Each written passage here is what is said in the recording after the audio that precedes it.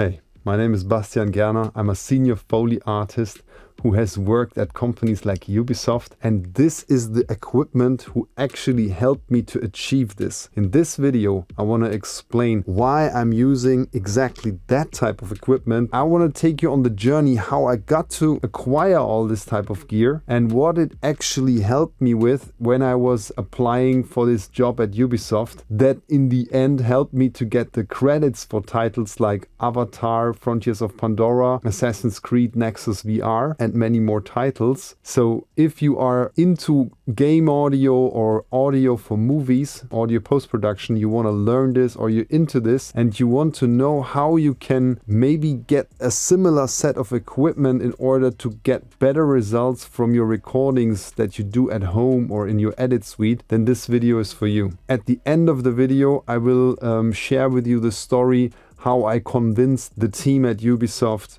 to get the job there. And I want to explain you now what these elements of the rack contain and why I'm using them. So as you know, as a Foley artist, we recreate sounds in the studio for the motion picture. So the moving image, either in video games or in movies. Someone is walking, someone is carrying something and putting it to the ground. You know, we will, oh, this is heavy, we'll take it and put it to the ground, record that sound. And we also have like a lot of different shoe types, and yeah, we walk with these shoes then on different surfaces in order to make the scenery more alive and help tell the story. So that's the job field. This equipment enables me to be very flexible with the recording itself. I quickly show you now what it contains in terms of what elements do I use. So I have basically 4 input channels in this rack, because I'm also working with, let's say, 4 microphones. Here in the first unit, I have 4 mic preamps. Then I have 4 transient designers. These are 4 EQs. And then I have 4 compressors. That is my audio interface. I have this artificial reverb I can also switch on. And then you will hear, this is a nice reverb, and I can actually adjust the sound very quickly. So I just need to basically turn those 2 knobs and I'm there where I want to be. And last but not least, this is a channel strip that I sometimes use for additional mastering. There are a couple of advantages by just using the tools that I have, and I will go through that quickly with you. The preamps are pretty much the best preamps for Foley recording that I know, and there is one reason why I say that. The reason simply is these preamps have a parametric low cut and high cut. So as you can maybe hear, when I'm cutting the highs here on my channels, you will see the sound changes. Yeah, this is also true for the low end. If I want to go away from the low end, I can do that, and the sound is very smooth and the transition is almost inaudible for the Foley use. So I could do that while I'm performing. I could adjust that and get the distance right for that. In games we don't do that because we have the attenuation curves of the middleware, but that's a different topic. This is really helpful for me to get the sound right as I'm just sitting here and recording. Yeah, so I don't have to go into the DAW and tweak stuff with the mouse and things like that. I can do it with my hand here right away. This is really the best thing about these preamps, apart of course from the sound itself. They are so robust, also stable against clipping. So it's really a beautifully built preamp that I can recommend for almost anything, but especially for Foley because of the filters here. Next thing is a classic in Foley recording to control the transients. It's the SPL Transient Designer. These knobs here are seldomly touched. So this is like a basic setting I have here, like -6, both in attack and sustain. And sometimes I adjust it a little bit, but not very much. But it helps to control the transient in the beginning a little bit more. So those harsh impacts, and the transient is the sound in the beginning, like the harsh impact. and then what follows that is the tail.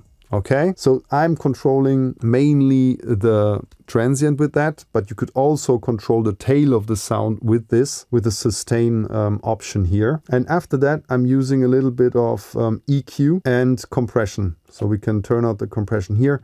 Usually it doesn't do much, but it helps me to set the gain stage of the whole thing in a way that if I'm operating with a bit louder sounds, the compressors are controlling that a little bit, and that way I don't have to touch the gain all the time. So my gain staging is also almost fixed. The reverb is then helping me again to get some sceneries better embedded into the picture.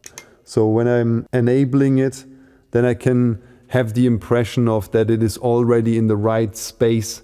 And I'm recording that on a separate track, so if re-recording mixers or editors don't want that, they can easily just mute those tracks or, you know, throw them away.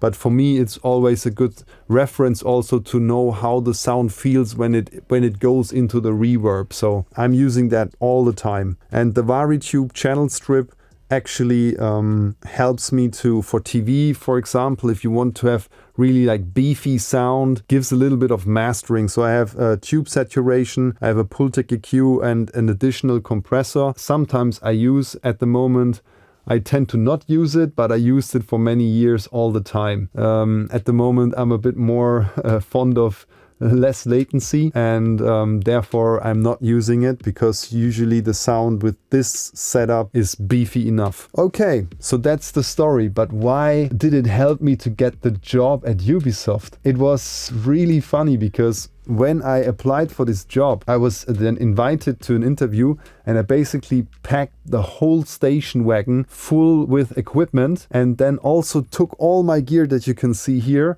with me. And then I had to build up that rack from scratch, because I didn't transport it like that. All the gear was in its boxes, and then I had to assemble everything on site at Ubisoft.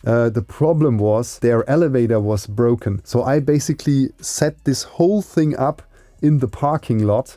And then when the time was there for the interview, we then carried the whole thing around and then finally moved it to an office space. So I brought all my equipment in order to show them and showcase them what I can do as a Foley artist recording myself. What happened was they showed me a game sequence of, I think, the Settlers. I then did a live pass on the gameplay that I saw, and they recorded a mono output of my interface into their computer, so that they could play it back on their system directly right after I recorded. This is basically how I could convince them that I'm really capable of doing this. They could see it in front of their eyes instantly on their machine. They could play back the cutscene, and the sound was pretty good. So that's what convinced them to hire me. And this is what I can tell you for now about this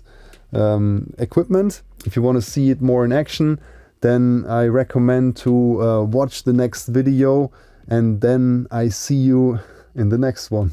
Thank you very much. Peace, the Foley Teacher.